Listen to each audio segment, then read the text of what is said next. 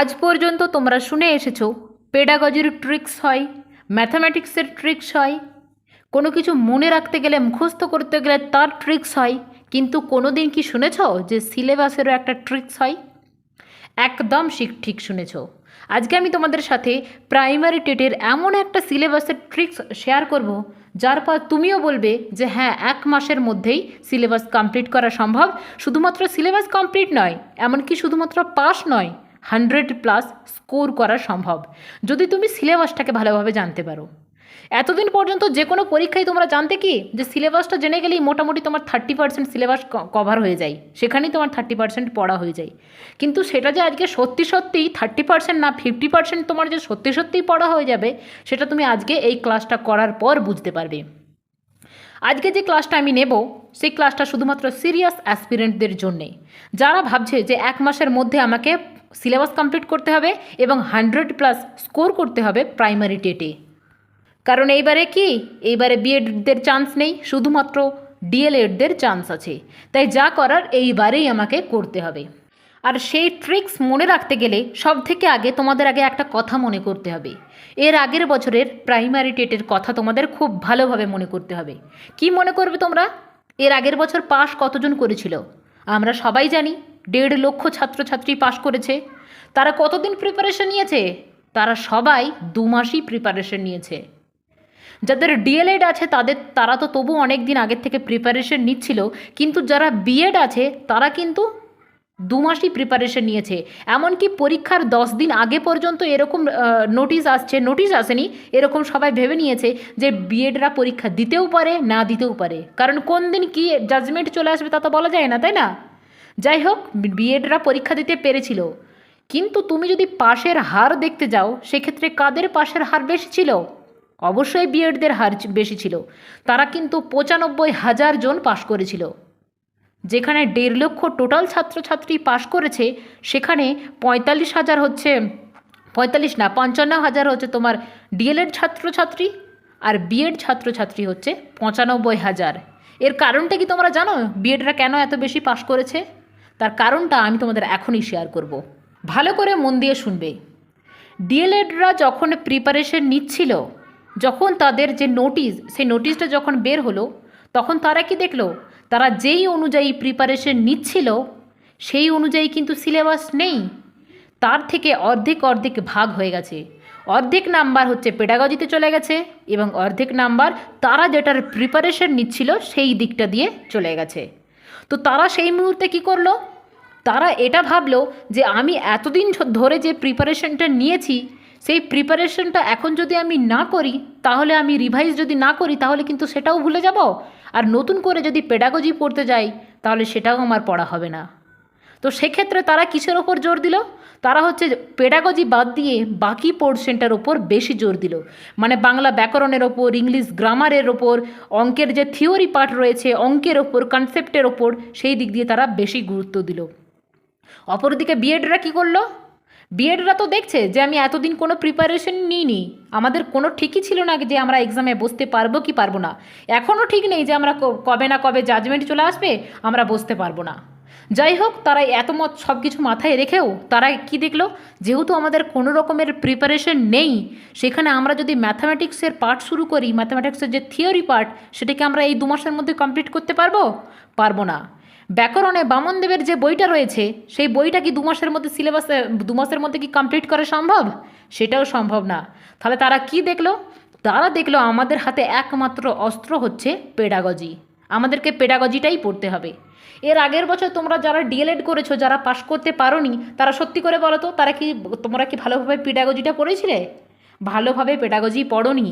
আর pedagogy তোমাদের সিলেবাসে দেখতেই মনে হচ্ছে অনেকটা, যদিও কনসেপ্টের থেকে কম, মানে থিওরি পার্টের থেকেও পেডাগজি অনেক কম রয়েছে। কিন্তু তোমাদের অনেকেরই এরকম ধারণা রয়েছে যে পেডাগজি মানে তো হচ্ছে তো শিশুদেরকে পড়ানো, সেটা আবার নতুন করে রিভাইজ করার কি আছে, সেটা প্র্যাকটিস করার কি আছে, সেটা পড়ার কি আছে? অবশ্যই সেটা পড়তে হবে। কারণ পেডাগজির যে 4টে অপশন দেয়, আমি তোমাদের প্রত্যেকটা ক্লাসে বলি যে এমন অপশানগুলো দেয় যে 4টে অপশানই কিন্তু সঠিক হতে পারে, 4টে অপশানই মনে হবে যে উত্তর হবে। কিন্তু তাদের মধ্যে কোনটা সঠিক উত্তর হবে সেইটা তোমাকেই খুঁজে বের করতে হবে।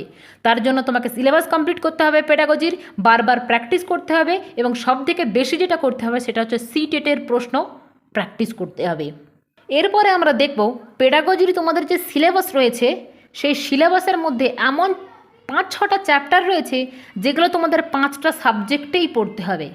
তাহলে তুমি নিজেই বলো যে কোন চ্যাপ্টারগুলো তুমি আগে পড়বে।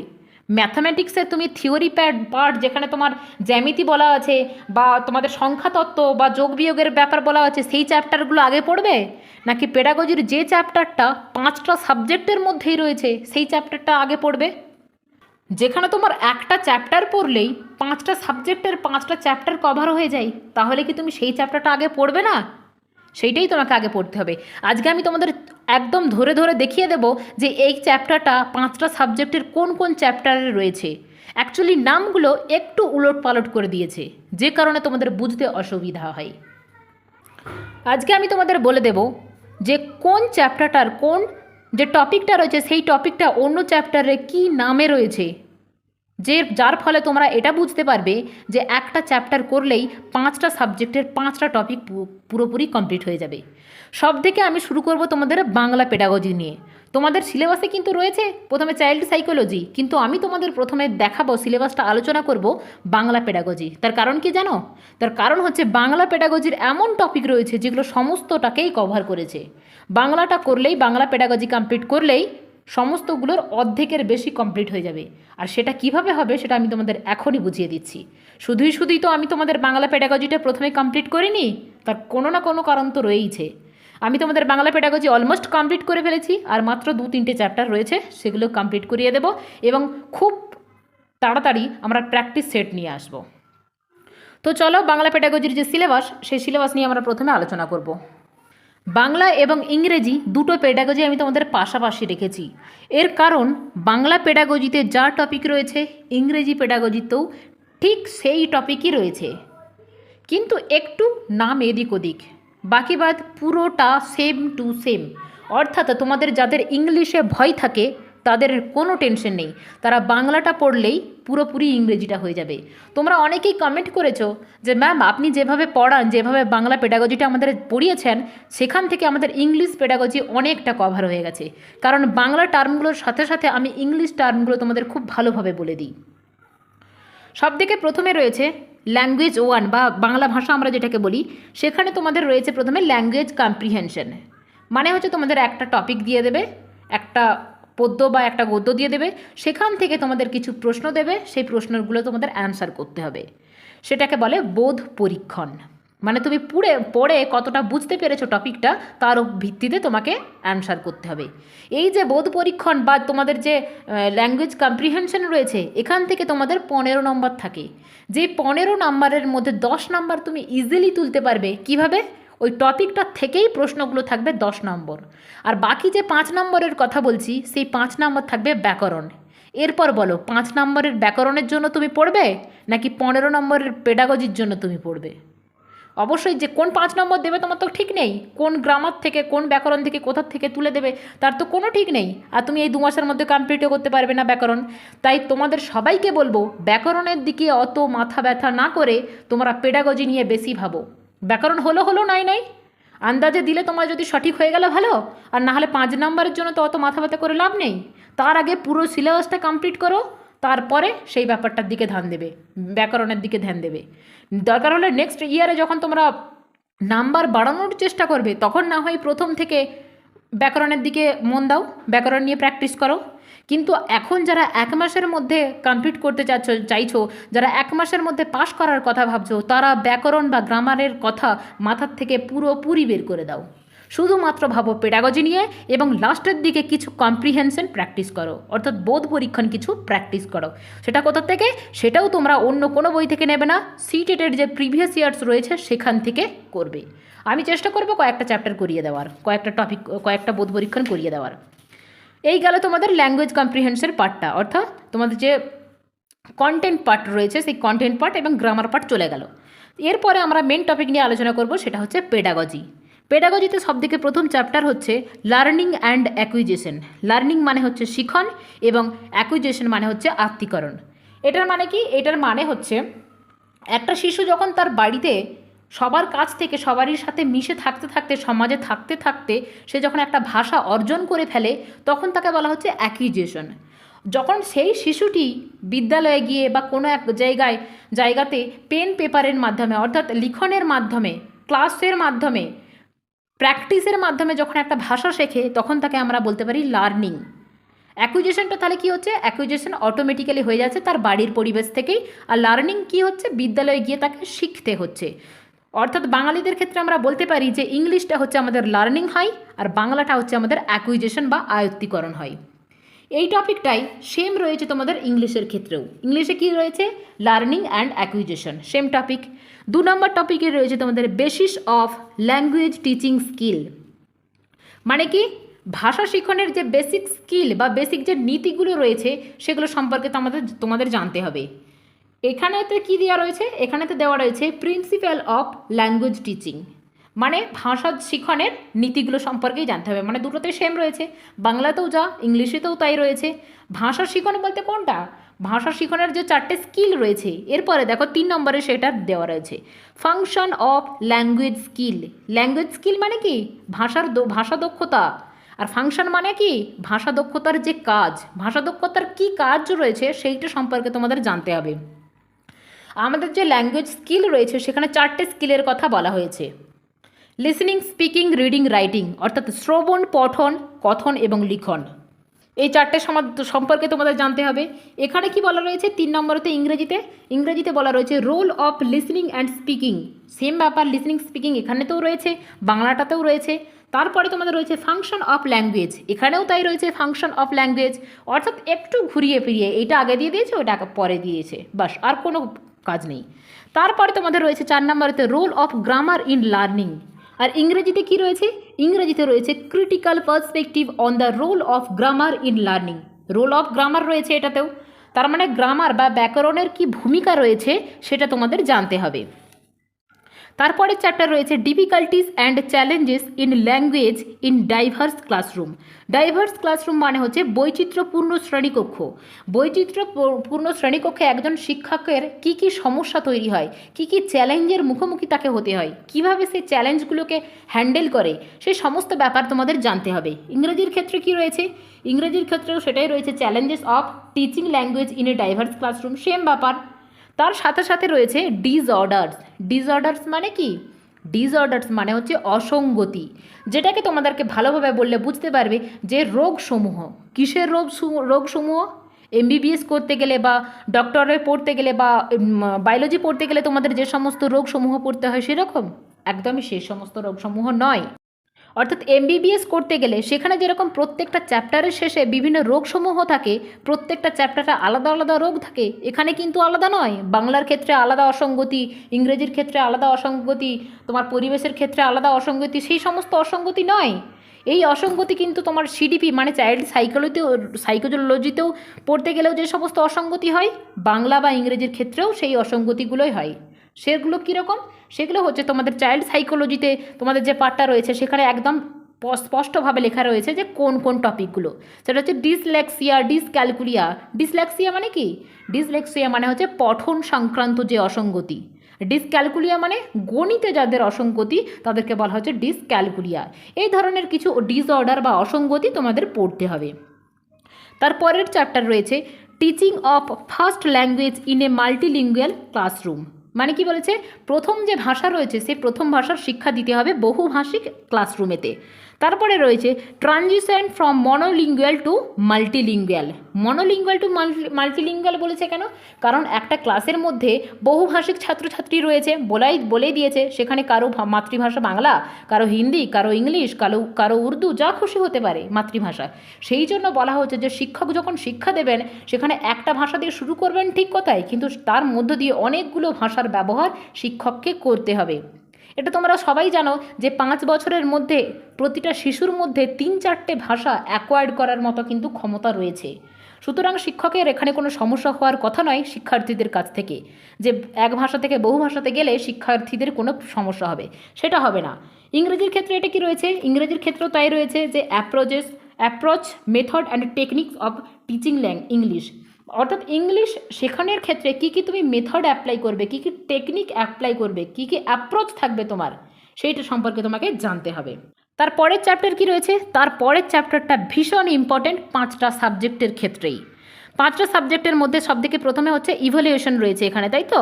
Evaluation of language proficiency and comprehension. এখানে যে ইভ্যালুয়েশন বা মূল্যায়ন রয়েছে, এই মূল্যায়ন চ্যাপ্টারটা প্রত্যেকটা সাবজেক্টেই রয়েছে। ইভ্যালুয়েশন পড়তে গেলে তোমাদেরকে কী কী জানতে হবে? ইভ্যালুয়েশন পড়তে গেলে তোমাদের কিন্তু অ্যাসেসমেন্ট জানতে হবে। এইটারই দেখো বাংলারই সবথেকে শেষের যে চ্যাপ্টারটা, সেই চ্যাপ্টারটার নাম কি? সেটা হচ্ছে অ্যাসেসমেন্ট অ্যান্ড ইভ্যালুয়েশন। ইংলিশের ক্ষেত্রে ওই চ্যাপ্টারটা, এই যে অ্যাসেসমেন্ট অ্যান্ড ইভ্যালুয়েশন, এটা সবদিকে শেষে দেওয়া নেই, এটা তোমাদের কিছুটা আগে, তার আগের চ্যাপ্টারে দেওয়া রয়েছে। রিমিডিয়াল টিচিংয়ের আগে দেখো ইংলিশে যে তোমাদের সিলেবাসটা, সেখানে ইংলিশ রিমিডিয়াল টিচিংয়ের আগের যে চ্যাপ্টারটা রয়েছে সেখানে দেওয়া রয়েছে অ্যাসেসমেন্ট অ্যান্ড ইভ্যালুয়েশন। এই যে ইভ্যালুয়েশন চ্যাপ্টারটা, ইভ্যালুয়েশন মানে হচ্ছে মূল্যায়ন। সেই মূল্যায়নের মধ্যে কি কি আসবে? মূল্যায়নের মধ্যে তোমাদের অ্যাসেসমেন্ট পড়তে হবে, সিসিই পড়তে হবে। সিসিই মানে কন্টিনিউয়াস অ্যান্ড কম্প্রিহেন্সিভ ইভ্যালুয়েশন। এই সিসিই পড়া মানেই তোমাদের 5টা সাবজেক্ট কভার হয়ে যাবে। আমি তোমাদের সিসিই কয়েকদিন আগেই তোমাদের দিয়েছি, তো সিসিই সম্পর্কে তোমাদের আশা করি কারোর কোনো সমস্যা নেই। সেই সিসিই অর্থাৎ কন্টিনিউয়াস অ্যান্ড কম্প্রিহেনশন ইভ্যালুয়েশন, এটা পড়লেই তোমাদের অ্যাসেসমেন্ট পড়া হয়ে যাবে, ইভ্যালুয়েশন পড়া হয়ে যাবে। কারণ কি জানো? কারণ এই সিসিই এর মধ্যে ফর্মেটিভ চলে আসবে, সামেটিভ আসবে, স্কলাস্টিক, কো স্কলাস্টিক, সমস্ত কিছু আসবে। ফর্মেটিভ মানে কি? ফর্মেটিভ মানে হচ্ছে যে কোনো একটা শিক্ষার্থী তুমি যখন মূল্যায়ন করবে, প্রত্যেক দিন শিক্ষার্থীটা কি করছে কি না করছে সেই ব্যাপারটা তোমাকে পুরোটা জানতে হবে, সেটাকে বলা হচ্ছে ফর্মেটিভ মূল্যায়ন। আর সামেটিভটা হচ্ছে বছরের শেষে যখন শিক্ষার্থীর তুমি কোনো মূল্যায়ন করছো, কোনো পরীক্ষা নিচ্ছ, কোনো টেস্ট নিচ্ছ, সেটাকে বলা হয় সামেটিক ইভ্যালুয়েশন বা সামগ্রিক মূল্যায়ন। তারপরে রয়েছে তোমার স্কলাস্টিক। স্কলাস্টিক ব্যাপারটা কি? আগে কো স্কলাস্টিকটা বলি, তাহলেই তোমরা স্কলাস্টিকটা বুঝতে পেরে যাবে। কো স্কলাস্টিক মানে হচ্ছে পড়াশোনার বাইরে যে কোনো ধরনের অ্যাক্টিভিটি, শারীরিক অ্যাক্টিভিটি হতে পারে, কোনো আর্ট হতে পারে, গান করা, নাচ করা, এনসিসি করা, যোগ ব্যায়াম, ফুটবল খেলা, সমস্ত কিছু পড়াশোনার বাইরে যেটুকু শারীরিক চর্চা হয় বা আর্ট করা হয়, যে কোনো কিছু পড়াশোনার বাইরে যা কিছু অ্যাক্টিভিটি, সেটাকে আমরা বলতে পারি কো স্কলাস্টিক অ্যাক্টিভিটি। তাহলে স্কলাস্টিকটা কি? স্কলাস্টিকটা তার মানে হচ্ছে পড়াশোনা সংক্রান্ত বিষয়। এই যে ফর্মেটিভ, সামেটিভ, স্কলাস্টিক, কো স্কলাস্টিক, এই সমস্ত কিছু কিন্তু অ্যাসেসমেন্টের মধ্যে আসবে, ইভ্যালুয়েশনের মধ্যে আসবে, সিসিই এর মধ্যে আসবে। বাংলার ক্ষেত্রে দেখে নিলাম যে কোন চ্যাপ্টারে রয়েছে তোমার সিসিই। ইংরেজির ক্ষেত্রে দেখে নিলাম যে অ্যাসেসমেন্ট, ইভ্যালুয়েশন কোথায় রয়েছে। অর্থাৎ কী দেখলে? ইভ্যালুয়েশন চ্যাপ্টারটা পড়লেই তোমাদের 5টা চ্যাপ্টার পড়া হয়ে যাবে। এই যে ইভ্যালুয়েশনের কথাটা এখন আমি বললাম, বাংলা ও ইংলিশের ক্ষেত্রে দেখে নিলে প্রত্যেকটা টপিক যখন, প্রত্যেকটার বিষয় যখন আমি আলোচনা করব, তখন সেই টপিকের মধ্যে তোমরা ইভ্যালুয়েশন কথাটা কিন্তু পাবে প্রত্যেকটা সাবজেক্টের ক্ষেত্রেই। চলো পরের টপিক নিয়ে আলোচনা করবো। পরের চ্যাপ্টার কি রয়েছে? পরের চ্যাপ্টার রয়েছে development of teaching learning material. Teaching learning material মানে কি? টিএলএম। এটা তোমার বাংলাতেও রয়েছে, ইংলিশেতেও রয়েছে, ম্যাথামেটিক্সেতেও রয়েছে, ইএনভিএসেতেও রয়েছে, আর চাইল্ড সাইকোলজিতে তো রয়েইছে। সুতরাং এই চ্যাপ্টারটিও প্রত্যেকটা সাবজেক্টেই তোমার রয়েছে। প্রত্যেকটা সাবজেক্টে কিন্তু আমি যখন পড়াবো, যখন আমি টপিকগুলো তোমাদের বলবো, তখন আমি বলে দেবো যে এটা আমি আগের টপিকেও বলেছিলাম। Teaching learning material. Teaching learning মেটেরিয়ালের সঙ্গে তোমাদের কী কী রয়েছে? Textbook, teaching material, multimedia. এগুলো আর কিছু বলার দরকারই নেই, যেখানে তোমার টিচিং লার্নিং মেটেরিয়াল বলেই দিয়েছে। টিচিং লার্নিং মেটেরিয়াল মানেই তো ওর মধ্যে টেক্সট বুক আসবে, মাল্টিমিডিয়া আসবে, টিচিং লার্নিং মেটেরিয়ালস যে সমস্ত রয়েছে সেগুলো সমস্ত কিছুই আসবে। তো এগুলো আর আলাদা করে বলার কোনো প্রয়োজন পড়ে না। তারপরে রয়েছে তোমাদের রেমেডিয়াল টিচিং। রিমিডিয়াল টিচিং এটাও তোমাদের রয়েছে। রেমেডিয়াল টিচিং মানে কি? মানে হচ্ছে সংশোধনমূলক শিক্ষা। কোনো একটা শিক্ষার্থী ধরো আজকে কিছু একটা বুঝতে পারলো না, সেই যে তার গ্যাপটা রয়ে গেল, সেই গ্যাপটা তোমাকে অন্য দিনে পূরণ করতে হবে। আর এই যে গ্যাপ রয়ে গেল, সেটা তুমি কিভাবে বুঝবে? তার কোনো একটা আগে টেস্ট নিতে হবে, টেস্ট নেওয়ার পরেই কিন্তু তুমি বুঝতে পারবে। অর্থাৎ রেমেডিয়াল টিচিংটা কখন করা হয়? কোনো একটা পরীক্ষা নেওয়ার পরেই রেমেডিয়াল টিচিং করা হয়। এই রেমেডিয়াল টিচিং তোমার ইংরেজির ক্ষেত্রেও রয়েছে, তোমার ইভিএসের ক্ষেত্রেও নতুন করে অ্যাড করেছে। ইভিএসের ক্ষেত্রে কিন্তু আগে ছিল না এই রেমেডিয়াল টিচিংটা। রেমেডিয়াল টিচিং বর্তমানে এই বছরে অ্যাড করেছে, আর এবং অ্যাসেসমেন্ট অ্যান্ড ইভ্যালুয়েশন এটাও এবছর অ্যাড করেছে নতুন করে। তারপরে তোমাদের রয়েছে লেসন প্ল্যান বা ডিজাইন। লেসন প্ল্যান বা ডিজাইন এটা তোমাদের ইভিএসেতেও রয়েছে, সমস্ত কিছুতেই লেসন প্ল্যান তো সবেতেই করতে হয়, তাই না? এটা নিয়ে আর বলার কিছু নেই, লেসন প্ল্যান তোমাদের সবগুলোতেই রয়েছে, শুধু একটু ঘুরিয়ে ফিরিয়ে রয়েছে। যেমন ইভিএসে তোমাদের দুটো চ্যাপ্টারের মধ্যে লেসন প্ল্যান অ্যাড করা আছে। তারপরে রয়েছে মাইক্রো টিচিং। মাইক্রো টিচিং মানে হচ্ছে 5-10 মিনিটের জন্য যে টিচিংগুলো হয় সেগুলোকে বলা হয় মাইক্রো টিচিং। এটা সিডিপির মধ্যে তোমাদের রয়েছে মাইক্রো টিচিং। অর্থাৎ মাইক্রো টিচিং পড়লে তোমার একটা সাবজেক্ট পড়লে তোমার 3টে সাবজেক্ট কভার হয়ে যাচ্ছে। তোমার বাংলা কভার হচ্ছে, ইংরেজি কভার হচ্ছে, তার সাথে সাথে সিডিপি কভার হচ্ছে। লেসন প্ল্যান বা ডিজাইন তুমি যদি পড়ো তার সাথে সাথে তোমার 3টে সাবজেক্ট কভার হচ্ছে, বাংলা, ইংরেজি এবং ইভিএস কভার হয়ে যাচ্ছে। সুতরাং তুমি আগে কোন চ্যাপ্টারগুলো পড়বে এরপর তোমাকে সেটা ডিসাইড করতে হবে। যে চ্যাপ্টারটা তোমার 3টে সাবজেক্টে, 4টে সাবজেক্টে বা 5টা সাবজেক্টে রয়েছে সেই চ্যাপ্টারগুলো আগে কমপ্লিট করবে, নাকি তুমি অন্য থিওরি পার্ট আগে কমপ্লিট করবে? এটা নিশ্চয়ই আর তোমাকে বলে দিতে হবে না, তোমরা যথেষ্ট বড় হয়েছো, এ ব্যাপারে আমার আর কিছু বলার নেই। তারপরে কি চ্যাপ্টার রয়েছে মাইক্রো টিচিংও বলে দিলাম। তারপরে হচ্ছে অ্যাসেসমেন্ট অ্যান্ড ইভ্যালুয়েশন। এটাও হচ্ছে ইভ্যালুয়েশন পার্টের মধ্যে, অর্থাৎ সিসিই এর মধ্যে ইনক্লুড। এটার কিছু বলার তো প্রয়োজন পড়ে না। এই গেল তোমাদের বাংলা ও ইংরেজির সিলেবাস। এরপরে আমরা দেখব ম্যাথামেটিক্সের সিলেবাস। ম্যাথামেটিক্সের সবথেকে প্রথমে যে তোমাদের সাবজেক্ট পার্টটা রয়েছে, সেই সাবজেক্ট পার্টটার মধ্যে রয়েছে জিওমেট্রি মানে জ্যামিতি। জ্যামিতি তুমি কি করবে? জ্যামিতির কি প্রত্যেকটা পুরোটা তুমি কষে কষে প্র্যাকটিস করতে যাবে? একদমই তা করবে না। জ্যামিতির ইউটিউবে এরকম অনেক ভিডিও রয়েছে যে জ্যামিতির সমস্ত সূত্রগুলো একটা ভিডিওতে। সেখানে তোমার কর্তব্য কী হবে? যে সমস্ত সূত্রগুলো বলছে সেই সমস্ত সূত্রগুলো কয়েকটা পেজে লিখে নিয়ে সেগুলো ঝেড়ে মুখস্থ করে যাও, ব্যাস। আর বেশি এটা নিয়ে মাথা ঘামানোর দরকার নেই। Shapes, number, addition, subtraction, multiplication মানে কি, এখানে যোগ বিয়োগ গুণ ভাগ দেওয়ার আছে। এখানে এত সহজ মনে হচ্ছে ঠিক কথাই যে যোগ বিয়োগ গুণ ভাগ, তোমাকে কি ক্লাস 2 এর যোগ বিয়োগ দেবে? তুমি প্রাইমারি স্কুলের পরীক্ষা দিতে যাচ্ছ বলে? একদমই সেটা দেবে না। তোমাকে কি লেভেলের দেবে সেটা বলা যায় না। সুতরাং ম্যাথামেটিক্সের যে থিওরি পার্ট রয়েছে সেটা নিয়ে বেশি মাথা ঘামানোর দরকার নেই। শুধুমাত্র তোমরা যেটা দেখে যাবে সেটা হচ্ছে জ্যামিতির যে সূত্রগুলো রয়েছে সেই সূত্রগুলো দেখে যাবে। এবং 7 নম্বরে তোমাদের দেখো রয়েছে, 7 নম্বর জায়গাটার কাছে এরিয়া অ্যান্ড প্যারামিটার একটা দেখো লেখা রয়েছে। এটা হচ্ছে ক্ষেত্রফল বা পরিসীমার যে সমস্ত সূত্রগুলো হয় সেই সূত্রগুলো তোমরা একটু মুখস্থ করে যাবে, তাহলেই তোমাদের ম্যাথামেটিক্স সম্পর্কে অন্য কিছু পড়ার দরকার নেই। ম্যাথামেটিক্স সম্পর্কে তো এরকম আবার অনেকের ধারণা রয়েছে, যাদের ম্যাথামেটিক্স সাবজেক্ট ছিল বা 11-12 যাদের সায়েন্স ছিল তারা তো এরকম, আমার অনেক ভাই বোন রয়েছে এরকম, এর আগের বছর এরকম ভেবে পরীক্ষা দিতে গেছে যে যখন প্রিপারেশন নিচ্ছে তখনও তারা বলছে আরে ম্যাথামেটিক্স থেকে তো 15-র মধ্যে আমি 12-13 এমনি তুলে ফেলবো, আর পেডাগজি তো পড়ানোর বিষয় তো সেগুলো আমরা এমনিই পেরে যাব। সুতরাং ম্যাথামেটিক্স যখন আমার হাতে আছে তখন এটা তো আর সবাই পারে না, না ম্যাথামেটিক্সটা, তো সেক্ষেত্রে আমার আর কোনো সমস্যা হবে না। কিন্তু যারা এটা ভেবে গিয়েছিল তাদের কিন্তু প্রত্যেকেরই খুব বড় ভুল হয়েছে যে ম্যাথামেটিক্সটার যে সাবজেক্ট পার্ট সেটা আমার যেহেতু প্র্যাকটিস করা আছে আমি সেইটাই বেশি করে প্র্যাকটিস করব, সেটা কিন্তু নয়। সেটা এর আগের বছরের ডিএলএড পরীক্ষার্থীদের মতো হয়ে গেল যে তাদের যেগুলো পড়া ছিল সেই পড়াগুলোই তারা রিভাইজ করতে গিয়ে পেডাগজি আর পড়েনি। কারণ কি? কারণ জানছে আমি যদি সাবজেক্ট পার্টটা ছেড়ে দিয়ে নতুন করে পেডাগজি পড়তে যাই আমার পেডাগজিও পড়া হবে না আর আগেরটাও যাব ভুলে। কিন্তু তারা ওইখানেই সব থেকে বড় ভুল করেছিল, পেডাগজি না পড়ে। তাই এইবারে আমি তোমাদের বলবো পেডাগজিটা সবাই অবশ্যই প্র্যাকটিস করবে। পেডাগজি তো এমন কিছু জটিল বিষয় নয়, তোমরা সবাই নিজেরা জানো যে পেডাগজি যে খুব একটা হার্ড বিষয় সেটা নয়। তাহলে তুমি সেটার জন্য ডেলি 1 ঘন্টা করে কেন টাইম দেবে না? তোমাকে যেখানে পেডাগজি পাস করাতে পারবে। তো চলো এরপরে আমরা ম্যাথামেটিক্সের যে পেডাগজি পার্টটা রয়েছে সেখানে আমরা দেখব। ম্যাথামেটিক্সের যে পেডাগজি পার্ট রয়েছে সেটা তুমি সিলেবাস অনুযায়ী যত না পড়বে তার থেকে বেশি তোমার কাজে দেবে 10 ইয়ার্স যে সিটেটের প্রবলেম সলিউশন, সেটা তোমার ক্ষেত্রে বেশি কাজে দেবে।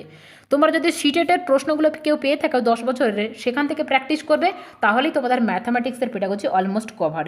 কি রয়েছে? সবথেকে প্রথমে রয়েছে নেচার মানে প্রকৃতি, ক্যারেক্টারিস্টিক মানে কি বৈশিষ্ট্য, and theoretical aspect of mathematics. গণিতের বা ম্যাথামেটিক্সের প্রকৃতি কী রয়েছে, বৈশিষ্ট্য কী রয়েছে সেগুলো সম্পর্কে জানতে হবে। তারপরে রয়েছে AIIMS and objectives of teaching mathematics, অর্থাৎ গণিতের লক্ষ্য কী রয়েছে, অবজেক্টিভ কী রয়েছে, এম কী রয়েছে প্রাইমারি স্টেজের ক্ষেত্রে, সেটা তোমাদের মনে রাখতে হবে। এই যে প্রথম দুটো চ্যাপ্টার আমি ইউটিউবে অলরেডি করিয়ে রেখেছি, একটা ক্লাসের মধ্যেই দুটো চ্যাপ্টার কভার করে দিয়েছি।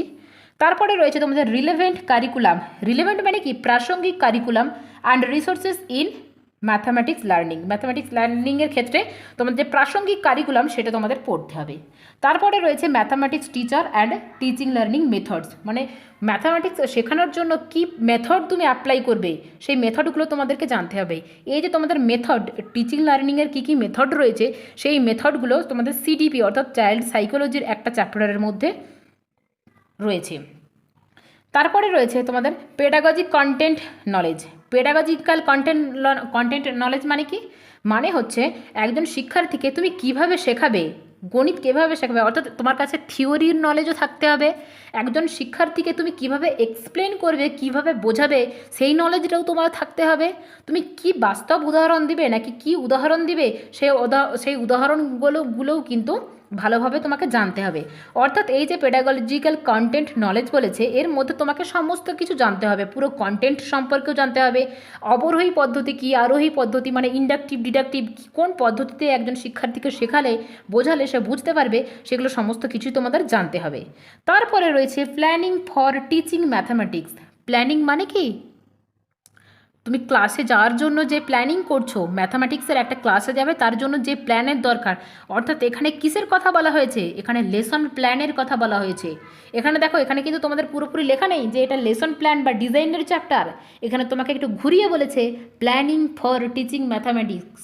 তার মানে তোমাকে এটাই বুঝে নিতে হবে যে লেসন প্ল্যান আমি যে চ্যাপ্টারটা পড়ে এসেছি সেই চ্যাপ্টারটার কথাই এখানে বলা হচ্ছে। তাহলে দেখো, এর আগের বারে আমরা বাংলাটার ক্ষেত্রেও দেখেছি, বাংলা ইংরেজি দুটোর ক্ষেত্রেই দেখেছি যে লেসন প্ল্যান রয়েছে, এখানেতেও তাই পেয়ে গেলে লেসন প্ল্যান। এরপরে রয়েছে ইভ্যালুয়েশন মানে মূল্যায়ন। সেটা তো আগের দুটো তো দেখেইছি, আমি তো তোমাদের বলেইছি ইভ্যালুয়েশন বা মূল্যায়ন তোমাদের প্রত্যেকটা চ্যাপ্টারের প্রত্যেকটা সাবজেক্টের মধ্যেই একটা না একটা চ্যাপ্টারে রয়েছে। এখানে ইভ্যালুয়েশনে রয়েছে, এর মধ্যে কী কী এসে যাবে? অ্যাসেসমেন্ট এসে যাবে, ইভ্যালুয়েশন আসবে, সিসিই আসবে, সমস্ত কিছুই এই ইভ্যালুয়েশনের মধ্যে আসবে। আমি তোমাদের সিসিই খুব ভালোভাবে করিয়েছি, তোমরা ক্লাসটা দেখবে, যদি না বুঝতে পারো কমেন্ট করবে। তারপরে রয়েছে তোমাদের mathematical problem based on deep concept to justify the teaching ability based on application concerning pedagogical issue. মানে এখানে বলতে চেয়েছে তোমাকে গণিত শিখনের কী কী সমস্যা রয়েছে, গণিত শিখনকে তুমি গণিতে কীভাবে বিচার করবে সেই সমস্ত সম্পর্কে তোমাকে জানতে হবে। এই গেলে তোমার ম্যাথামেটিক্সের পেডাগজি। ম্যাথামেটিক্সের পেডাগজির যে থিওরি পার্ট, পেডাগজির যে কনসেপ্ট ক্লিয়ারের পার্ট রয়েছে, বারবার ধরে বলছি তার থেকে বেশি কাজ দেবে, এটা তো তোমাদের করতে হবে। এবং তার পাশাপাশি সবথেকে বেশি যেটা তোমরা করবে সেটা হচ্ছে সিটেটের 10 ইয়ার্স সলভ করবে, তাহলে তোমাদের অনেকটা কনসেপ্ট ক্লিয়ার হয়ে যাবে। এই গেলে তোমাদের ম্যাথামেটিক্সের পার্ট। এরপর আমি তোমাদের সাথে আলোচনা করব পরিবেশবিদ্যা মানে ইএনভিএস বা ইভিএস যেটাকে বলে, তার কন্টেন্ট পার্ট নিয়ে আলোচনা করব এবং পেডাগজি পার্ট নিয়ে আলোচনা করব। কন্টেন্ট পার্টের মধ্যে এর আগের বছরের থেকে এই বছরে বেশ কিছু চেঞ্জেস লক্ষ্য করা গেছে। চেঞ্জেস মানে কি? চেঞ্জেস মানে হচ্ছে এর আগের বছর বেশ কিছু টপিক ছিল না, সেই টপিকগুলো নতুন করে এই বছর অ্যাড করেছে এবং তার সাথে সাথেই যে কটা চ্যাপ্টার ছিল সেই কটা চ্যাপ্টারকে খুব ভালোভাবে ডেসক্রাইব করেছে, মানে পুরো একদম পয়েন্ট করে বলে দিয়েছে যে এই চ্যাপ্টারের এই জিনিসগুলো, পার্টিকুলার জিনিসগুলো তোমাকে জানতে হবে। তো চলো, সবথেকে প্রথম চ্যাপ্টার যেটা রয়েছে সেটা হচ্ছে বায়োটিক অ্যান্ড অ্যাবায়োটিক এনভায়রনমেন্ট, তার সাথে রয়েছে সোশ্যাল এনভায়রনমেন্ট। মানে হচ্ছে জৈব পরিবেশ এবং অজৈব পরিবেশ সম্পর্কে তোমাকে জানতে হবে এবং তার সাথে সাথে সামাজিক পরিবেশ সম্পর্কেও তোমাকে জানতে হবে। এর আগের বছর এই চ্যাপ্টার যেটা ছিল সেটাকে বলা হচ্ছিল ফিজিক্যাল অ্যান্ড সোশ্যাল এনভায়রনমেন্ট, এইটুকুই লেখা ছিল, অর্থাৎ প্রাকৃতিক এবং সামাজিক পরিবেশ লেখা ছিল তোমাদের চ্যাপ্টারের মধ্যে। এবছর ওই ফিজিক্যালের বদলে তোমাদের এখানে লিখেছে বায়োটিক অ্যান্ড অ্যাবায়োটিক এনভায়রনমেন্ট, আর সোশ্যাল এনভায়রনমেন্ট যেরকম ছিল সেই রকমই রয়েছে। তারপরে দ্বিতীয় যে চ্যাপ্টার, সেই চ্যাপ্টারটার নাম হচ্ছে এনভায়রনমেন্টাল জিওগ্রাফি। মানে কি? মানে পরিবেশগত যে ভূগোল সেটাকে আমরা বলতে পারি, মানে পরিবেশ সম্পর্কিত যে জিনিস তোমাদের জানতে হবে। এই 2 নম্বর চ্যাপ্টারে এর আগের বছর তোমাদের লোকেশন সম্পর্কে জানতে চেয়েছিল, ইন্ডিয়া এবং ওয়েস্ট বেঙ্গলের যে লোকেশন, জিওগ্রাফিক্যাল যে লোকেশন সেই সম্পর্কে তোমাদের সিলেবাসে ছিল, সেইটাকে চেঞ্জ করে দিয়ে এই বছর তোমাদের নিয়ে এসেছে এনভায়রনমেন্টাল জিওগ্রাফি। 3 নম্বর যে চ্যাপ্টার রয়েছে সেটা হচ্ছে এনভায়রনমেন্ট রিলেটেড হিস্টোরিক্যাল ইভেন্ট। মানে হচ্ছে পরিবেশ সম্পর্কিত যে সমস্ত হিস্টোরিক্যাল ইভেন্টগুলো রয়েছে, মানে ধরো যে কোনো ধরনের আন্দোলনগুলোর কথা এখানে বলা হয়েছে, আন্দোলনগুলো কিন্তু ভীষণ ইম্পর্টেন্ট এনভায়রনমেন্টের ক্ষেত্রে, সেটা তোমাদের খুব ভালোভাবে পড়তে হবে। পরবর্তী চ্যাপ্টার হচ্ছে ইকোলজি অ্যান্ড ইকোসিস্টেম এবং ফুড চেন।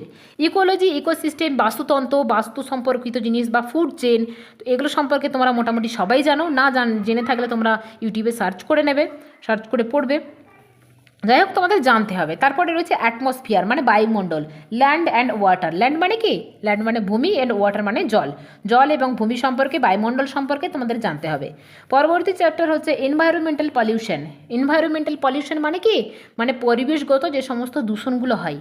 এর আগের বছর শুধু এতটুকু লিখেই ছেড়ে দিয়েছিল যে এনভায়রনমেন্টাল পলিউশন সম্পর্কে পড়তে হবে। সেখানে তোমার যত ধরনের পলিউশন রয়েছে সমস্ত কিছুই পড়তে হবে।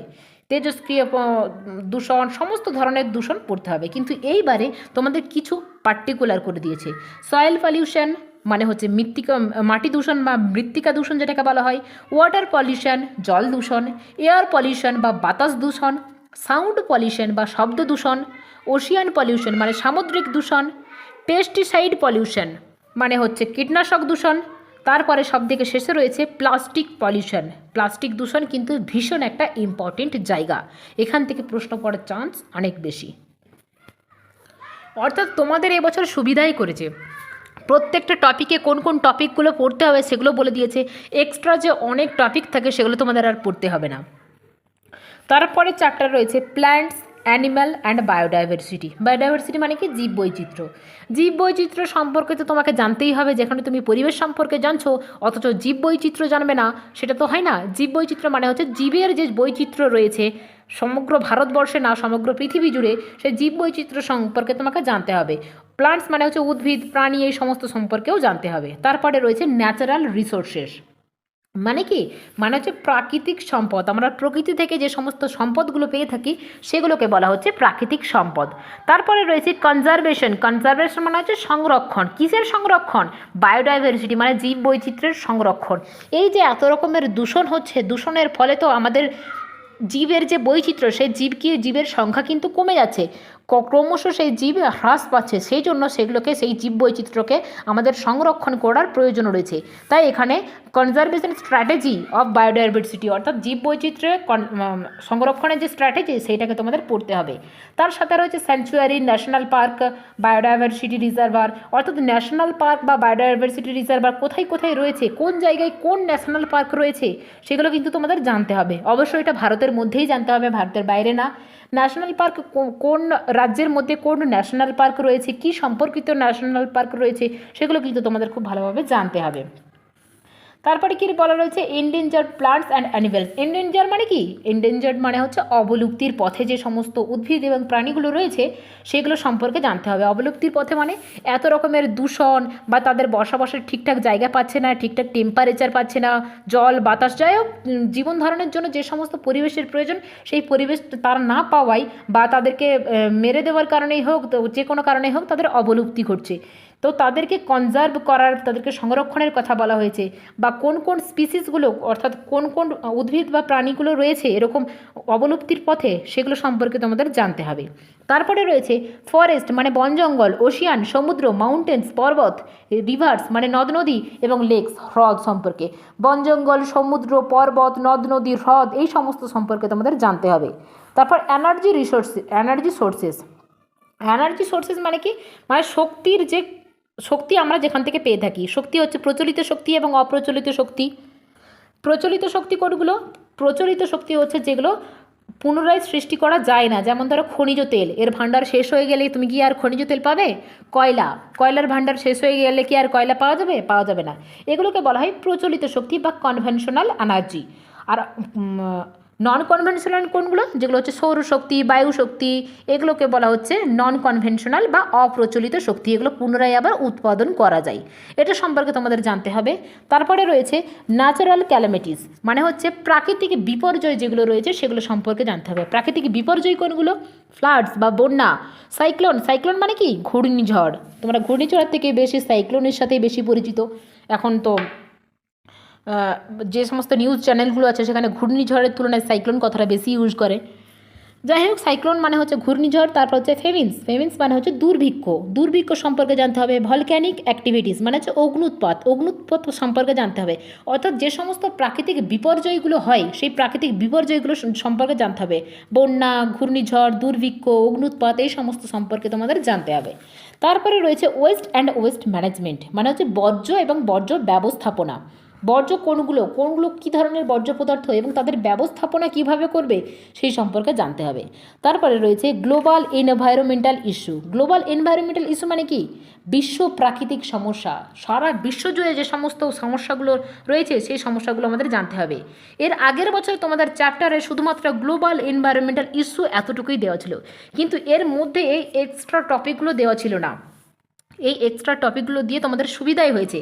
আর যদি এগুলো না দেওয়া থাকতো তাহলে কিন্তু তোমাদের গ্লোবাল যে সমস্ত সমস্যা রয়েছে, বিশ্বের যে সমস্ত প্রাকৃতিক সমস্যা রয়েছে, সমস্ত কিছুই পড়তে হতো। তো যেহেতু এখানে নির্দিষ্ট করে দিয়েছে এর বাইরে তোমাকে পড়তে হবে না। কি বলেছে? গ্লোবাল ওয়ার্মিং মানে হচ্ছে বিশ্ব উষ্ণায়ন, ওজোন হল, এল নিনো, লা নিনো, এগুলো সম্পর্কে তোমরা সবাই মোটামুটি জানো। তো এগুলো সম্পর্কে তোমাদের একটু দেখে নিতে হবে, পড়ে নিতে হবে। তারপরে রয়েছে এনভায়রনমেন্ট অ্যান্ড হেলথ মানে হচ্ছে পরিবেশ এবং স্বাস্থ্য, সেটা সম্পর্কে তোমাদের জানতে হবে। মাইগ্রেশন মানে কি? মাইগ্রেশন মানে হচ্ছে এক জায়গা থেকে অন্য জায়গায় যখন যাওয়া হয় তখন সেটাকে বলা হয় মাইগ্রেট করা।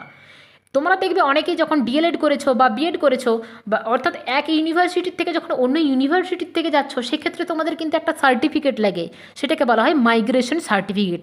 মানে হচ্ছে তুমি সেই জায়গাটার থেকে তুমি ছেড়ে এই জায়গায় চলে এসেছো, সেই জন্য তোমার সেটা মাইগ্রেশন সার্টিফিকেট লাগছে। এটা কি? মাইগ্রেশন অফ অ্যানিমেলস, প্রাণীদের ক্ষেত্রে মাইগ্রেশনটা তোমাদের পড়তে হবে। তারপরে রয়েছে এমিগ্রেশন অ্যান্ড ইমিগ্রেশন, দুটোর মানে কিন্তু আলাদা।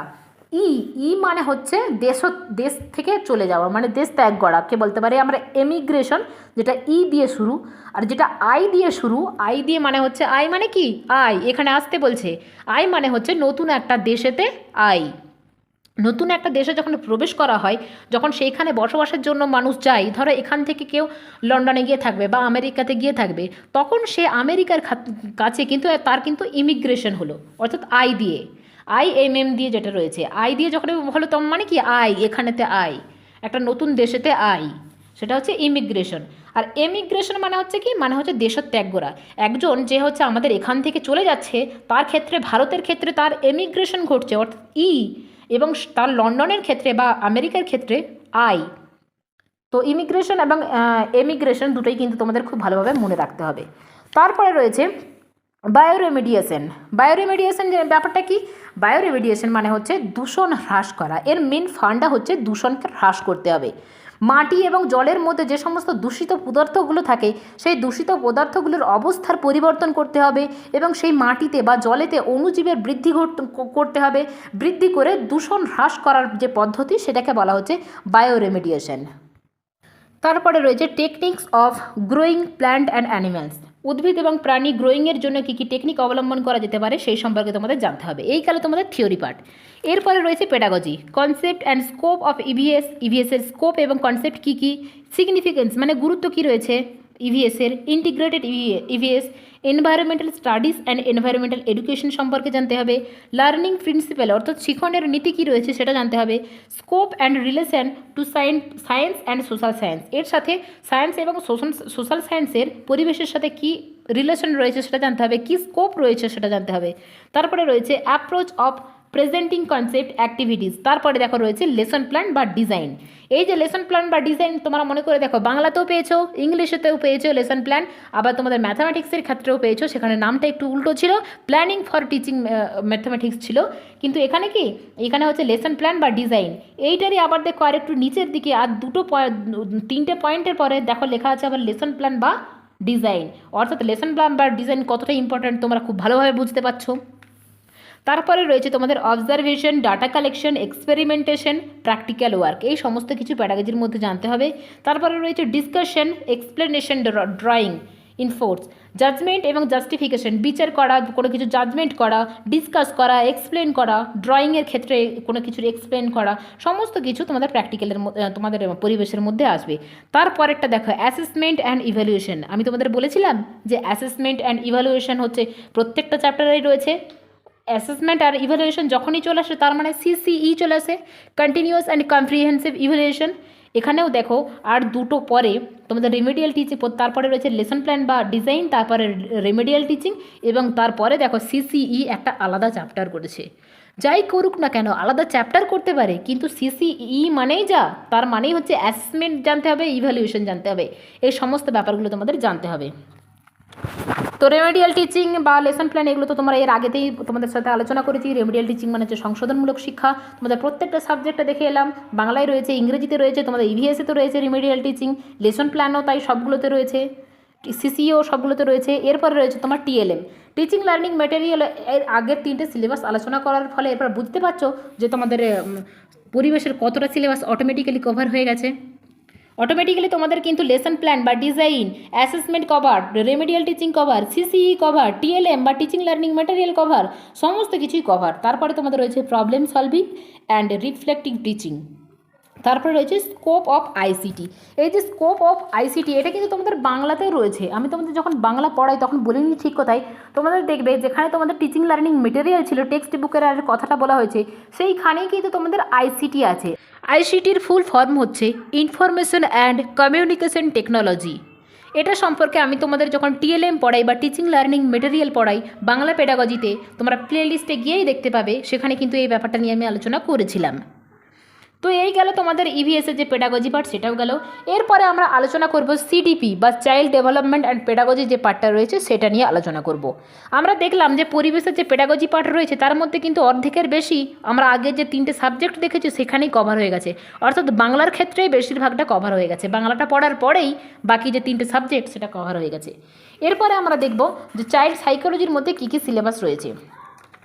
যে চাইল্ড সাইকোলজি বা শিশু মনস্তত্ত্ববিদ্যা রয়েছে সেখানে সেইটাকে 3টে পার্টে ভাগ করা হয়েছে।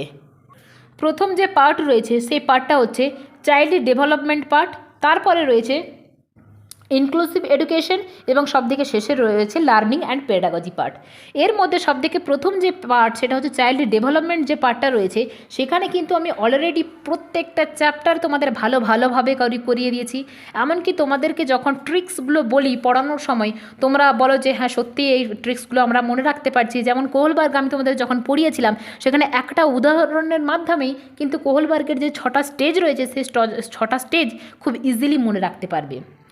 যাই হোক, এই চ্যাপ্টারগুলো সম্পর্কে বলে দেবো। সবথেকে প্রথমে রয়েছে concept and principal of development, growth and maturation, মানে হচ্ছে বৃদ্ধি ও বিকাশ সম্পর্কে তোমাদের জানতে হবে।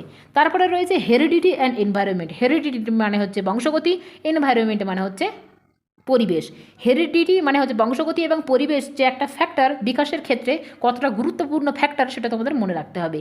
এই বংশগতি এবং পরিবেশ এর মধ্যে এবং যে বৃদ্ধি এবং বিকাশ যে তোমাদের চ্যাপ্টার রয়েছে সেই বৃদ্ধি এবং বিকাশের মধ্যে কিন্তু অনেকগুলো ইম্পর্টেন্ট চ্যাপ্টার রয়েছে। সেফালোকার্ডাল কী, প্রক্সিমোডিস্টাল কী, এগুলো সমস্ত কিছু তোমাদের মনে রাখতে হবে। তারপরে রয়েছে সোশিওলাইজেশন বা সামাজিকীকরণ আমি তোমাদের পড়িয়ে দিয়েছি। রুসো অ্যান্ড জেমসের যে এদের যে ডেভেলপমেন্টাল যে পার্টগুলো রয়েছে, ফিজিক্যাল ডেভেলপমেন্ট, সাইকোলজিক্যাল ডেভেলপমেন্ট এবং সোশ্যাল ডেভেলপমেন্ট বা সামাজিক বিকাশ, সেইগুলো সম্পর্কে তোমাদের জানতে হবে, এটাও আমি পড়িয়ে দিয়েছি। তারপর রয়েছে পিয়াজে, কোহলবার্গ এবং ভাইগোটস্কি। এগুলো সম্পর্কে তো আমি একদম ডিপলি আলোচনা করেছি। এখান থেকে যে কোনো প্রশ্নে তোমাদের আশা করি আটকাবে না। পিয়াজে, কোহলবার্গ, ভাইগোটস্কি সম্পর্কে তো আমি 50টা কোশ্চেন বা 50টা এমসিকিউ আলোচনা করেছি, যেগুলো অর্ধেকের বেশি সিটের থেকে নেওয়া। তো এই চ্যাপ্টারটাও তোমাদের খুব ভালোভাবে কমপ্লিট হয়ে গেছে। তারপরে আছে পার্সোনালিটি মানে ব্যক্তিত্ব। ব্যক্তিত্বের মিনিং জানতে হবে, নেচার বা প্রকৃতি জানতে হবে এবং থিওরি সম্পর্কেও জানতে হবে। কার থিওরি জানতে হবে? ফ্রয়েড এবং এরিক এরিকসনের থিওরি জানতে হবে। এরিক এরিকসনটা অনেকটা ইম্পর্টেন্ট এবং ফ্রয়েডটাও খুব ইম্পর্টেন্ট, সেগুলোও তোমাদের করিয়ে দিয়েছি আলাদাভাবে থিওরিগুলো। এরপরে রয়েছে ইন্টেলিজেন্স অ্যান্ড মিনিং।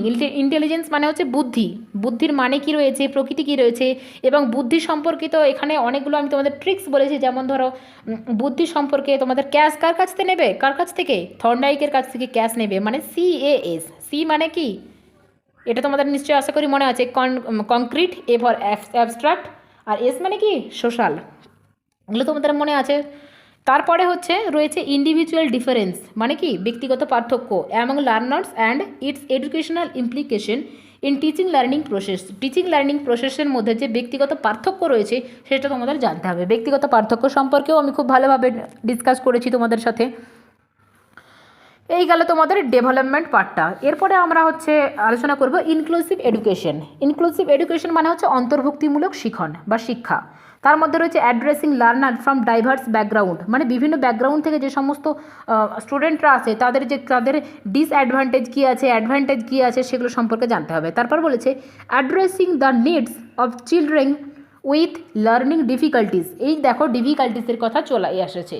বাংলা পেডাগজির ক্ষেত্রে আমরা কি বলেছিলাম, ডিসঅর্ডার, যেখানে ছিল তোমার ডিসক্যালকুলিয়া, ডিসলেক্সিয়া, এই সমস্ত ডিসগ্রাফিয়া, এই সমস্ত ডিসঅ্যাবিলিটিসগুলো তোমাদের পড়তে হবে। এগুলো তোমাদের আমি বাংলা পেডাগজির মধ্যেই করিয়ে দিয়েছি। তারপরে রয়েছে অ্যাড্রেসিং দ্য ট্যালেন্টেড শিক্ষার্থী যারা রয়েছে, ক্রিয়েটিভ শিক্ষার্থী এবং ডিফারেন্টলি এবেলড লার্নার, মানে কি ডিফারেন্ট মানে হচ্ছে স্পেশাল নিড যে সমস্ত শিক্ষার্থীর প্রয়োজন তাদেরকে বলা হচ্ছে, তাদের কথা বলা হয়েছে। লার্নার উইথ SLD, এগুলো তোমাদের পড়তে হবে। তারপরে রয়েছে gender as a social construct, জেন্ডারের রোল কী কী রয়েছে, জেন্ডার বায়াস কী জিনিস, জেন্ডার বায়াস কেন করা উচিত নয়, এই সমস্ত সম্পর্কে তোমাদের জানতে হবে। এই গেল তোমাদের ইনক্লুসিভ এডুকেশন বা অন্তর্ভুক্তিমূলক শিক্ষা। তারপরে রয়েছে pedagogy part, learning and pedagogy.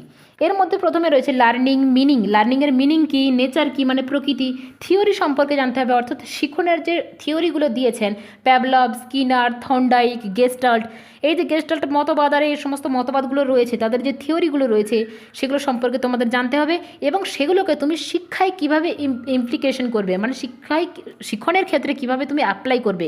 তুমি তো এই থিওরিগুলো সম্পর্কে পড়ে নিলে, কিন্তু শিক্ষার্থীদের তুমি যখন পড়াবে কীভাবে তো সেই থিওরিগুলো অ্যাপ্লাই করবে সেটা সম্পর্কে তোমাদের জানতে হবে। এখান থেকেই পেডাগজিক্যাল প্রশ্ন আসে। তারপরে রয়েছে concept of child centred, learner centred and progressive education. Child centred মানে কি, এখন NCF NEP যে নিউ এডুকেশন পলিসি এসেছে 2020-তে, সবাই কিন্তু চাইল্ডকে সেন্টারে রাখার কথা হচ্ছে। সেই জন্য টিচিং লার্নিং মেটেরিয়াল, এই কথাটার থেকে বেশি গুরুত্ব দেওয়া হচ্ছে লার্নিং টিচিং মেটেরিয়াল, মানে লার্নিংয়ের ওপর বেশি জোর দেওয়া হচ্ছে, টিচারের ওপর বেশি জোর দেওয়া হচ্ছে না। এখানে সবসময় লার্নারের কথা ভাবতে হবে, চাইল্ডকে সবসময় সেন্টারে রাখতে হবে। তারপরে রয়েছে teaching meaning, nature, phase of teaching, level of teaching. Teaching কী, টিচিংয়ের মানে কি, টিচিংয়ের প্রকৃতি কী, অর্থাৎ কীভাবে শেখাবে, শেখানোর প্রকৃতি, শেখানোর কৌশল, সমস্ত কিছু জানতে হবে। তারপরে আছে constructivism, nature, principal, types and 5E model. এই 5E মডেল একটা হচ্ছে গুরুত্বপূর্ণ মডেল, এই 5E মডেল থেকে প্রশ্ন আসে, এটা খুব ইম্পর্টেন্ট একটা মডেল, আমি তোমাদের করিয়ে দেবো। তারপরে রয়েছে মোটিভেশন মানে কি, প্রেরণা and learning methods theory, achievement, motivation সম্পর্কে জানতে হবে, প্রেরণা সম্পর্কে জানতে হবে। একটা শিক্ষার্থীকে তুমি কীভাবে প্রেরণা যোগাবে সেই সমস্ত কিছুও তোমাকে জানতে হবে। তারপরে রয়েছে methods of teaching based on, মানে মেথড সম্পর্কে কথা বলেছে, টিচিংয়ের যে মেথডগুলো হয়, কোন কোন মেথড হয়, demonstration method, lecture method, discussion method, Discovery, heuristic method, এই সমস্ত মেথডগুলো যেগুলো তোমাদের পুরোপুরি লিখে দিয়েছে সেই মেথডগুলো কিন্তু তোমাদের জানতে হবে। হয়তো কোনো একটা টিচার পড়িয়েছে, সেখানে হয়তো সমস্ত মেথডগুলো সম্পর্কে তোমরা জানো না, কিন্তু তোমরা প্রত্যেকটা মেথড গুগলে সার্চ করতে পারো, গুগলে সার্চ করে মোটামুটি একটু নলেজ যেন সেই ব্যাপারটা সম্পর্কে থাকে তোমাদের, তো প্রত্যেকটা মেথড সম্পর্কে তোমরা একটু জেনে যাবে। তারপরে রয়েছে ব্লুমস ট্যাক্সোনমি একটা ইম্পর্টেন্ট চ্যাপ্টার, এটাও তোমাদের মনে রাখতে হবে। তারপরে রয়েছে মাইক্রো টিচিং কিন্তু আমরা বাংলার ক্ষেত্রেও দেখেছি, ইংলিশের ক্ষেত্রেও দেখেছি, micro teaching and teaching skill, এটা জানতে হবে। তারপরে রয়েছে ফর্মেটিভ অ্যান্ড সামেটিভ ইভলিউশন, এটা কে না জানে, এতক্ষণ ধরে আমি আলোচনা করছিলাম। অ্যাসেসমেন্ট ফর লার্নিং কী, লার্নিং কী, অ্যাসেসমেন্ট সম্পর্কে জানতে হবে, ইভ্যালুয়েশন সম্পর্কে জানতে হবে, CCE সম্পর্কে জানতে হবে। এগুলো তো 3-4টে চ্যাপ্টারের সাবজেক্টেই রয়েছে, বাংলাতেও রয়েছে, ইংরেজিতেও রয়েছে, EVS-এতেও রয়েছে, আবার চাইল্ড সাইকোলজিতেও তোমার রয়েছে এই চ্যাপ্টারটা। তারপরে রয়েছে critical thinking in the classroom. Critical thinking মানে কি, ক্রিটিক্যাল থিঙ্কিং সম্পর্কে জানতে হবে, মানে শিক্ষার্থীদেরকে তোমার সুযোগ দিতে হবে ক্লাসরুমের মধ্যে, তারা কী কী চিন্তাভাবনা করতে পারে, জটিল চিন্তামূলক কাজ যেগুলো হয় সেগুলো তাদেরকে করতে দিতে হবে, তারা যাতে তাদের নিজেকে যাতে এক্সপ্লোর করতে পারে সেই সমস্ত সম্পর্কে জানতে হবে। এই গেল তোমাদের সিলেবাস। তাহলে সিলেবাসের ট্রিক্স তোমরা কী জানলে, সিলেবাসের ট্রিক্স হচ্ছে একটা চ্যাপ্টার কভার করলেই তোমার 5টা সাবজেক্টের কভার কমপ্লিট হয়ে যাবে। বেশিরভাগটা কী দেখলে, বেশিরভাগ হচ্ছে বাংলাটা তুমি যদি কভার করো, বাংলার যে প্লেলিস্ট আমি বানিয়ে রেখেছি সেটা যদি তুমি কমপ্লিট করতে পারো, বাকি যে 4টে সাবজেক্টের পেডাগজি রয়েছে সেই 4টে সাবজেক্টের পেডাগজি তোমার এমনিই হয়ে যাবে। প্রথম ট্রিক্স গেল তোমার সিলেবাসের। দ্বিতীয় ট্রিক্স কি, দ্বিতীয় ট্রিক্স হচ্ছে সিলেবাসের আমরা থিওরি পার্ট কমপ্লিট করব না, আমরা পেডাগজি পার্টটা আগে কমপ্লিট করব। যারা এর পরের বছরের জন্য প্রিপারেশন নেবে তারা কিন্তু প্রথম থেকে ম্যাথামেটিক্সের যে থিওরি পার্ট বা ব্যাকরণের যে থিওরি পার্ট সেগুলো কিন্তু তোমরা পড়তে পারো। কিন্তু যারা 1 মাসের মধ্যে পরীক্ষা দেবে, 1 মাস পরেই যাদের পরীক্ষা এবং যারা চাইছো এইবারে 100+ আমাকে স্কোর এইবারেই করতে হবে, তাকে কিন্তু আগে মনে রাখতে হবে পেডাগজির কথা, তাকে আগে পেডাগজি প্র্যাকটিস করতে হবে। এরপর আমি তোমাদের আরেকটা ভিডিও বানিয়ে দেব যেখানে তোমাদের পেডাগজি তুমি কিভাবে বুঝবে, পেডাগজির কিছু পজিটিভ টার্ম থাকে এবং নেগেটিভ টার্ম থাকে, সেই টার্মগুলো সম্পর্কে তোমাকে জানতে হবে। সেই টার্মগুলো জানলেই তোমার অটোমেটিক্যালি পরীক্ষার অ্যান্সার সঠিক হয়ে যাবে। আর পেডাগজি সম্পর্কে তোমাদের আরেকটা কথা বলি, পেডাগজিতে তোমার পিএইচডি করার কোনো প্রয়োজন নেই। পেডাগজি মোটামুটি একটু জানলেই হবে। তোমার যে কোনো একটা স্যারের ক্লাস করো, যেই ক্লাসটা করছো যে কোনো একটা স্যারের ক্লাস করো বা ম্যামের ক্লাস করো, একটা ক্লাস করলেই মোটামুটি তোমার কনসেপ্ট ক্লিয়ার হয়ে যাবে। তারপর তুমি যেটা করবে সেটা হচ্ছে সিটেট বারবার প্র্যাকটিস। সিটেটের প্রতিটা প্রশ্নকে তুমি মক হিসেবে নিতে পারো, মক টেস্ট হিসাবে নিতে পারো। তারপরে রয়েছে, তারপর যে আরেকটা ব্যাপার সেটা হচ্ছে কমন চ্যাপ্টারগুলো সম্পর্কে তোমাদের আমি বলে দিয়েছি। এরপর দেখো তোমাদের পড়তে ভালো লাগছে না, তখন কি করবে? পড়তে যদি ভালো না লাগে তখন সেই মুহূর্তে তোমার যেগুলো আগে পড়া হয়ে গেছে সেই ক্লাসগুলো তুমি অন করে দেবে। দেখবে যারা ফিজিক্স বালাতে কোনো কিছুর প্রিপারেশন নিয়েছো, এমবিবিএসের হোক বা কোনো কিছু যারা প্রিপারেশন নিয়েছো ফিজিক্স বালাতে, এখন ওরা একটা নতুন ট্রেন্ড বার করেছে, সেটা ভীষণ ভালো। একটা চ্যাপ্টার ধরো তোমাদের 4-5টা ক্লাস লাগছে একটা চ্যাপ্টার কমপ্লিট করতে, সেটা কমপ্লিট হয়ে যাবার পরে ওইখানে কি করা হয়, ওইখানেতে একটা শুধু রেকর্ডিং দেওয়া হয়। রেকর্ডিং মানে কীরকম রেকর্ডিং? পুরো যে 4-5টা ক্লাস মিলে যে হচ্ছে তাদের শুধুমাত্র পড়ানো হচ্ছে, সেই পড়াটার 15-20 মিনিটের মধ্যে কোনো একজন স্যার বা কোনো একজন ম্যাম শুধুমাত্র রিডিং বলে দিয়ে চলে যাবে। মানে সেটা রিভিশনের ক্ষেত্রে ভীষণ গুরুত্বপূর্ণ। তো তোমাদের যখন পড়তে ভালো লাগবে না, তোমরা তখন ইউটিউবে যেগুলো তোমাদের পড়া হয়ে গেছে সেগুলো 2x স্পিডে অন করে দিয়ে তোমরা শুয়ে থাকতে পারো, বসে থাকতে পারো, যা খুশি করো না কেন, কিন্তু যেন ভিডিওটা চলে। তোমার পড়তে যদি নাও ভালো লাগে তুমি বই খুলে বসে থাকো, ঠিক আছে, পড়ো না পড়ো যাই হোক না কেন, বই নিয়ে বসে থাকো, ইউটিউবে ভিডিও ওপেন করে বসে থাকো, যাই হোক না কেন তুমি পড়াশোনা সংক্রান্ত কিছু ভাবো। তাতে যদি তোমার পড়তে ভালো নাও লাগে সেক্ষেত্রেও তুমি বই খুলে নিয়ে বসে থাকো। এই গেল তোমাদের যে স্ট্র্যাটেজি, যে ট্রিক্স যাই বলো না কেন সেগুলো। আরেকটা মেন ট্রিক্স হচ্ছে তোমাকে ইংলিশ টার্ম মনে রাখতে হবে। ইংলিশ টার্ম কেন?